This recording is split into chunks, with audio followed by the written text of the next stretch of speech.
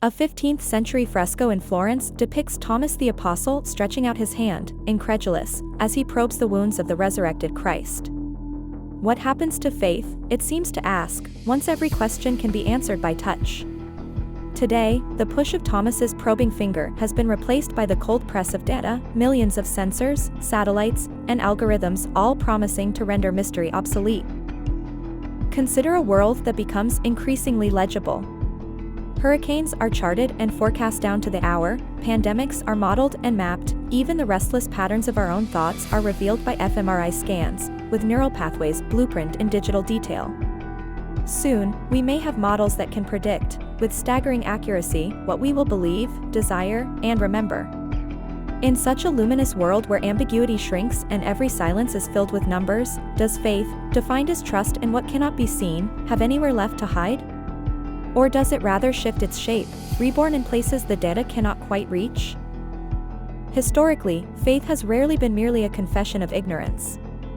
When the medieval theologian Anselm spoke of faith seeking understanding, he did not mean that faith is ignorance about the world, but a kind of openness to meanings that calculation alone cannot provide. The 20th century philosopher Ludwig Wittgenstein wrote that even if all scientific questions are answered, the problems of life remain untouched. The danger of a world dominated by data is not that it banishes gods and spirits, but that it tempts us to confuse explanation with meaning, prediction with understanding. Let's look at an everyday example, a child suffering in a hospital. Modern medicine can parse symptoms, sequence genes, and explain biological malfunctions. Big data may one day anticipate that suffering before it even appears. But the stream of numbers and probabilities, however precise, cannot account for the tremor of hope in a parent's heart, the silent prayer gripping the hand of the sick child, or the shattering questions that erupt in suffering, questions that persist even when mechanisms are revealed. Here, faith is not the enemy of knowledge, but a companion to it, a response to the enduring gap between explanation and experience. This is not a uniquely religious insight. In a sense, all of us practice faith every day.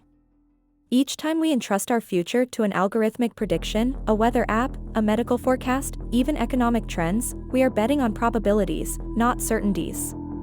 Beneath the edifice of data lies human trust. Trust that the methods are sound, that the models take into account what matters, that reality will not slip between the cracks of our understanding. Even the most devoted empiricist operates with a faith that the world tomorrow will resemble the world today, though data is always provisional, and models are sometimes, spectacularly, wrong. Religious faith, at its best, confronts rather than flees from the unknown. It inhabits this tension, refusing simple answers. Judaism, for example, teaches that to wrestle with God is not a failure, but a calling. Israel literally means one who struggles with God. Christianity locates salvation not in certitude, but in love that surpasses understanding, while Islam frames submission to Allah as an act not of blind belief, but of trust in the face of contingency. In all these, faith is lived in the space between what can be counted and what cannot be comprehended. The philosopher Paul Tillich called faith the state of being ultimately concerned.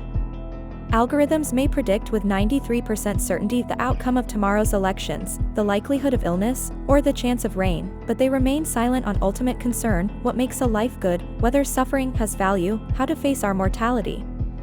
These are not merely gaps to be filled by further computation, they are dimensions of existence that resist quantification altogether, akin to how music is more than just the sum of its frequencies, and love more than a score of neurotransmitters firing in sequence. Indeed, the promise of data is often that it will unmask the true, underlying structure of the world, dissolving error and superstition. But not all that is true can be captured by measurement. Poets, mystics, and artists have told us for centuries that some realities come only wrapped in paradox and wonder.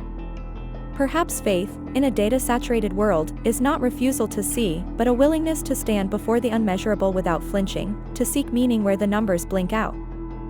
We might recall the image of Thomas, not as the scoffer who demanded only proof, but as the seeker whose doubt was itself a kind of longing.